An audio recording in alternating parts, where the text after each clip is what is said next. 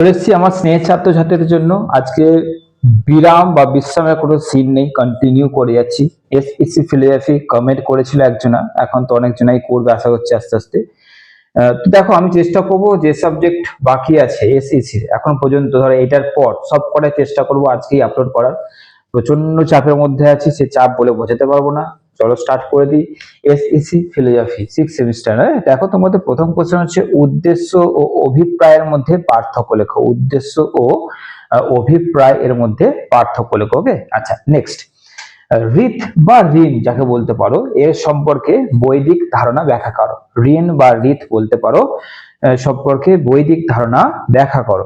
Next, মোক্ষকে পরম পুরুষার্থ রূপে গণ্য করা হয় কেন? মোক্ষকে পরম পুরুষার্থ রূপে গণ্য করা হয় কেন?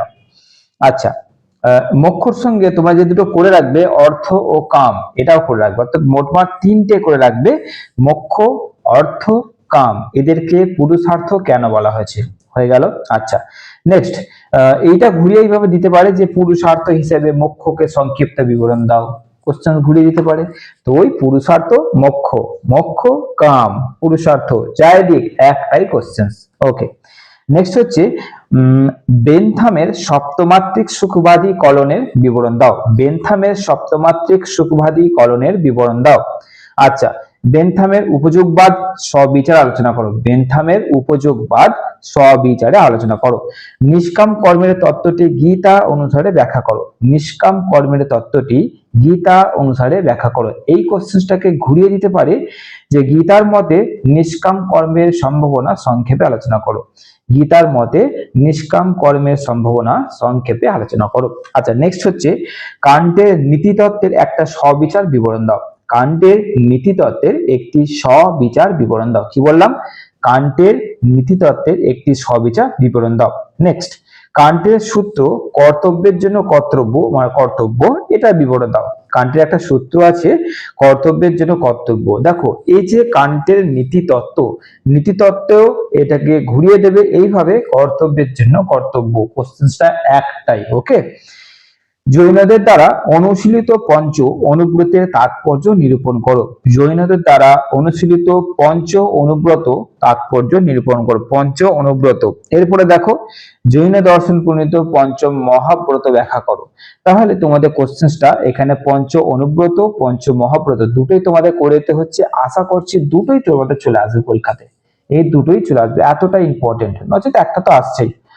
নৈতিক বিচারের বিষয়বস্তু কি আলোচনা করো। নৈতিক বিচারের বিষয়বস্তু কি আলোচনা করো। কোশ্চেনটা এইভাবে দেবে, দেখো ঘুরিয়ে দেবে বলে কিন্তু এতগুলো কোশ্চেন আসলে নয়, ঘুরিয়ে ঘুরিয়ে দিচ্ছে। এখন পর্যন্ত আমি 7 থেকে 8টা হয়তো প্রশ্ন বললাম, বা ধরো তার থেকে কম, বেশিরভাগটা হচ্ছে ঘুরিয়ে ঘুরিয়ে রিপিট হচ্ছে, তাই না? তো নৈতিক বিচারের বিষয়বস্তু কি আলোচনা করো। কোশ্চেনটা ঘুরিয়ে দিলে কেমন দেবে? নৈতিকতার গুরুত্বপূর্ণ স্বীকার্য হিসেবে স্বাধীন ইচ্ছা বিষয়টি। ওই যে নৈতিক বিচারের বিষয়বস্তুটা হচ্ছে স্বাধীন ইচ্ছার বিষয়বস্তু, মানে একই কোশ্চেন কিন্তু ঘুরিয়ে দেবে, ভাবতেও পারবে না এমন ভাবে ঘুরিয়ে দেবে। ওকে, নেক্সট, নীতিবিদ্যার একটি আদর্শ নিষ্ঠ বিজ্ঞান বলতে কি বোঝো? নীতিবিদ্যা একটি আদর্শ নিষ্ঠ বিজ্ঞান বলতে তুমি কি বোঝো? বৌদ্ধ দর্শনে পঞ্চশীল নীতি, বৌদ্ধ দর্শনে পঞ্চশীল নীতি সদিচ্ছাই একমাত্র স্বয়ং সৎ, ঐচ্ছিক ক্রিয়ার বিভিন্ন স্তরগুলি ব্যাখ্যা করা। এই তিনটে কোশ্চেনকে তোমাদের কিন্তু একসঙ্গে করতে হবে। কেন করতে হবে সেটা বলে দিচ্ছি, কোশ্চেনটাকে শোনো। বৌদ্ধ দর্শনের পঞ্চশীল নীতি অনুসরণ, বৌদ্ধ দর্শনের পঞ্চশীল নীতি সদিচ্ছাই একমাত্র স্বয়ং সৎ এবং ঐচ্ছিক ক্রিয়ার বিভিন্ন স্তর। এই তিনটে কোশ্চেনকে একসঙ্গে করলে এখান থেকে দুটো তোমরা পাচ্ছ। এটা আমি এক্সট্রাতে রেখেছি, কিন্তু আসার চান্স রয়েছে। ওকে, নেক্সট, যোগ দর্শন অনুসারে অহিংসার ধারণা আলোচনা করো। যোগ দর্শন অনুসারে অহিংসার ধারণা আলোচনা করো।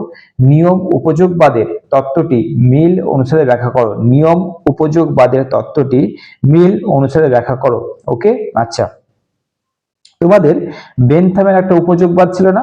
বেনথাম আর মিল এই দুজনেরই উপযোগবাদ বিচার তত্ত্ব রয়েছে। বেনথামটা বেশি ইম্পর্টেন্ট। ওকে, বেনথামটা কি দেখে যাবে। আর লাস্ট করেছি কি না, মনস্তাত্ত্বিক ও সুখবাদ এবং নৈতিকবাদ সুখবাদের মধ্যে পার্থক্য, আর অনুব্রত মহাব্রতের মধ্যে পার্থক্য দেখো দুটো দিয়েছি, কি দিয়েছি, মনস্তাত্ত্বিক ও সুখবাদ এবং নৈতিকবাদ, এই তিনটের মধ্যে পার্থক্য, আর একটা হচ্ছে অনুব্রত ও মহাব্রতের মধ্যে পার্থক্য আলোচনা করো। তো এই হচ্ছে এসএসসি ফিলোসফি সাজেশন। এটার জন্য বহুজন ওয়েট করেছিল, আমারই একটা স্টুডেন্ট বলতে গেলে মানে এতবার সে ফোন করছিল, কিন্তু কি বলবো খারাপ লাগছিল, তার ফোন আমি ধরতে পারছিলাম না, কারণ আমি প্রচন্ড ব্যস্ত রয়েছি। সেও প্রচন্ড বার কল করেছিল, বুঝতে পারছিলাম। তো জানি না যদি সেই আমার স্নেহের ছাত্রছাত্রী এই ভিডিওটা দেখে থাকে বা আমার সেই আদরের ছাত্রী দেখে থাকে, কিছু মনে করো না, আপলোড হয়ে গেল, কোশ্চেন গুলো করে নাও। এগুলো করলে তোমাদের কিন্তু এই মানে সাবজেক্টে কিন্তু চিন্তাটা পুরোপুরি শেষ হয়ে যাচ্ছে। চলো নেক্সট এসএসসি দেখা যাক কি নেক্সট কি আনতে পারছি। আজকে তো শেষ করবো ভেবেছি, কারণ আজকে দিয়ে না আমি একটু রিল্যাক্সড হই, কারণ আমাকে এবার fourth semester, second semester, first semester, MA online offline government সার্ভিসে ক্লাস করাচ্ছি, গভর্নমেন্ট সার্ভিসের মানে অনেক কিছু আনতে চলেছি, ওইগুলো নিয়ে আমাকে বসতে হবে। তো ওই জন্য তোমাদের আজকে একটু চেষ্টা করবো সবকিছু একটুখানি করে দেওয়ার। তো এই কোশ্চেন গুলো দেখে নিচ্ছ, আর ভালো থেকো, অবশ্যই সুস্থ থেকো, নিজের খেয়াল রেখো।